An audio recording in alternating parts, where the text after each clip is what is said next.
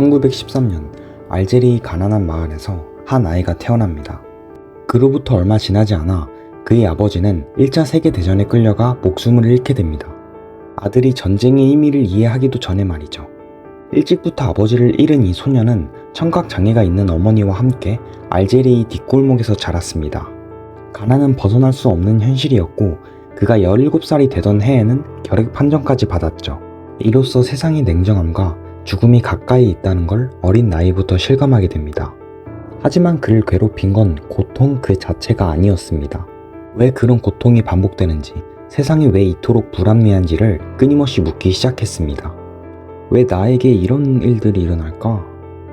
어린 시절부터 품었던 이 질문에 세상은 끝내 명확한 답을 주지 않았습니다. 종교는 신의 뜻이라고 했고 철학은 이성의 한계라 했지만 어느 쪽도 마음을 납득시키지 못했죠. 시간이 흐르며 1930년대 유럽은 다시 전쟁을 향해 가고 있었습니다.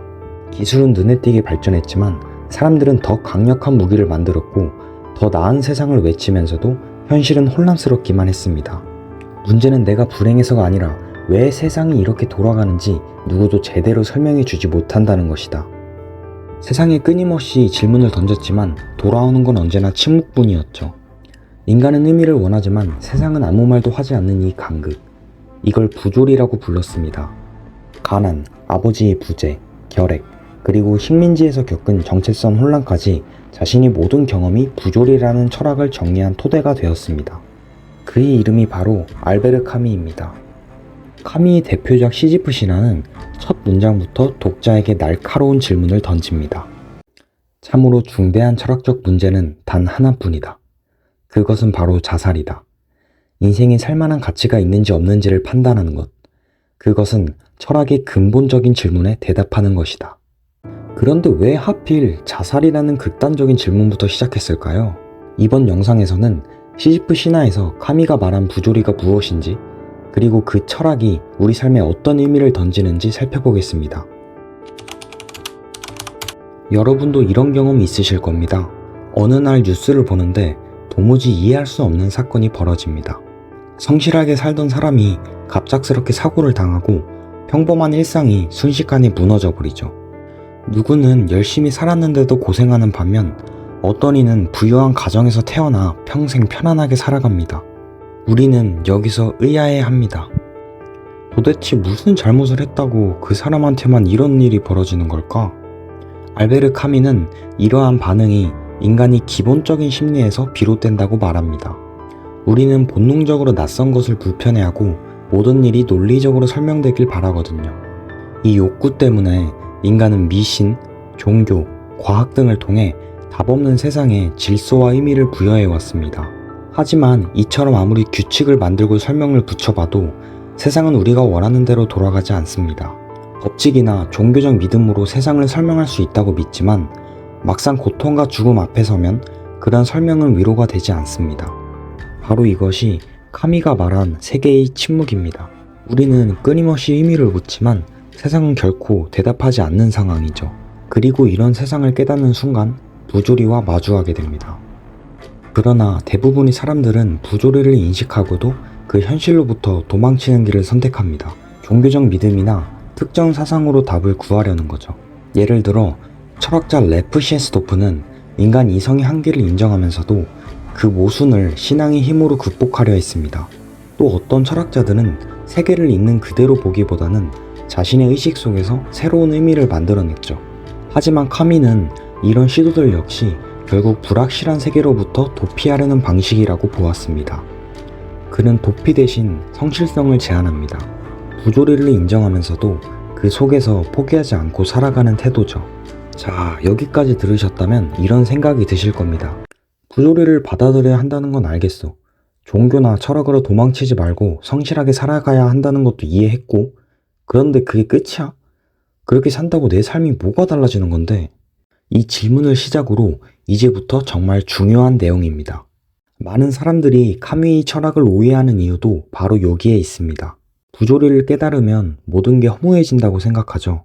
하지만 그가 말한 건 정반대입니다. 부조리를 받아들인다는 건 절망에 빠지라는 게 아니라 오히려 진짜 자유에 도달하라는 뜻입니다. 한번 생각해 보세요. 부조리를 받아들인 사람은 이미 가장 근본적인 답을 알고 있습니다. 세상에는 절대적인 의미가 없고 따라서 자신이 찾던 확실한 답도 없다는 걸요. 그걸 받아들이는 순간 오히려 마음이 가벼워집니다. 더 이상 답을 찾을 필요가 없으니까요. 그리고 그 순간부터 카미가 말한 진정한 반항이 시작됩니다. 반항은 세상이 무의미하다는 걸 알면서도 포기하지 않고 당당하게 맞서며 살아가는 태도입니다. 카미는 이렇게 말했죠. 나는 가장 잘 사는 것이 아니라 가장 많이 사는 것이 중요하다고 말해야 할 것이다. 여기서 잘 산다는 건 성공하고 사회적으로 인정받는 삶을 뜻합니다. 하지만 그는 그런 삶의 기준조차도 의미를 강제로 부여하려는 또 다른 도피라고 봤습니다. 반면 많이 산다는 건 삶의 모든 순간을 더 깊이, 더 강렬하게 경험하는 겁니다. 무엇에 의미가 있느냐보다 지금 이 순간을 얼마나 온전히 살아냈느냐가 중요한 거죠.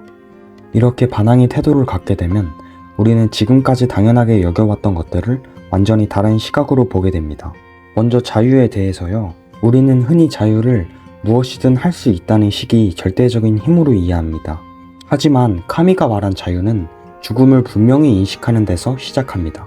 우리가 언젠간 반드시 죽는다는 걸 알기 때문에 지금 이 순간의 선택과 의식이 더 소중해지는 거죠. 도덕도 마찬가지입니다. 절대적 선악의 기준이 사라진 상황에서 우리는 스스로 어떻게 살아야 할지를 선택해야 합니다. 신이나 사회가 정해준 규칙에 기대는 게 아니라 자신의 경험과 판단으로 옳고 그름을 결정하는 것. 그게 부조리 시대의 윤리입니다. 그렇다면 이런 철학적 반항을 실제로 어떻게 실천할 수 있을까요? 카미는 그리스 신화의 시지프 이야기를 통해 이를 보여줍니다. 시지프는 신들을 기만하고 죽음을 2번이나 피한 죄로 영원한 형벌을 받게 됩니다. 거대한 바위를 산 정상까지 굴려 올리는 형벌인데 바위가 꼭대기에 닿자마자 다시 굴러 떨어지고 이를 영원히 반복해야 하죠. 언뜻 보면 절망적인 상황입니다. 그런데 놀랍게도 카미는 이렇게 말합니다. 우리는 행복한 시지프를 상상해 보아야 한다. 시지프는 자신의 운명을 피하지 않았습니다. 바위를 굴리는 일이 무의미하다는 걸 알지만 절망하지 않았죠. 오히려 그 바위를 자신의 것으로 받아들이고 그 반복되는 고통 속에서 자신만의 의미를 만들어냅니다. 사실 우리의 일상도 시지프의 형벌과 크게 다를 게 없습니다. 매일 반복되는 일들이 무의미하게 바위를 계속 굴리는 것과 비슷해 보이죠. 하지만 그 반복 속에서도 자신만의 태도로 살아가는 사람들이 있습니다. 같은 일이라도 어떤 마음으로 하느냐에 따라 고통스러운 형벌이 될 수도 있고 의미 있는 시간이 될 수도 있다는 말이죠. 이게 바로 카미가 말한 철학적 반항을 실천하는 삶입니다. 인생은 과연 살만한 가치가 있을까? 카미가 던졌던 이 질문은 오늘날에도 여전히 우리 마음속에 남아 있습니다.